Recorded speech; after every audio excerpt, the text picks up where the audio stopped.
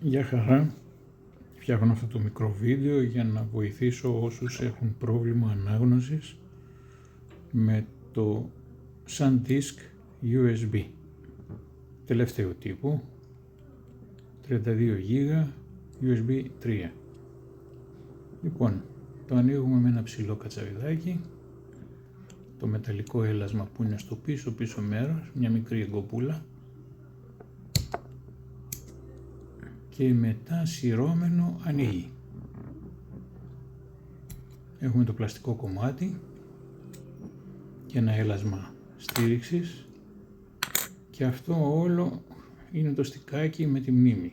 Επαφές, κάτι ψηλές μικρές SMD αντιστάσεις.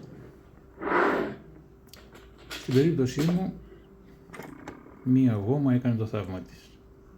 Καθάρισα τις επαφές, έτσι απαλά.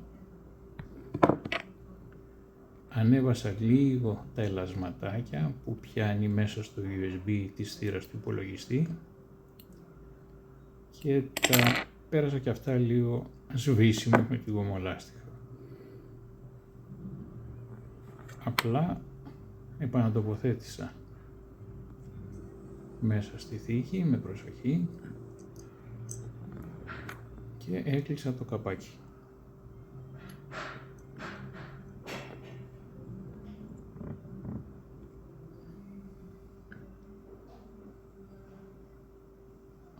Στο τέλος θα κάνω τη δοκιμή, να βάλω το USB stick στη θύρα και εκεί θα φανεί ότι αναγνωρίζεται πλέον από το σύστημα.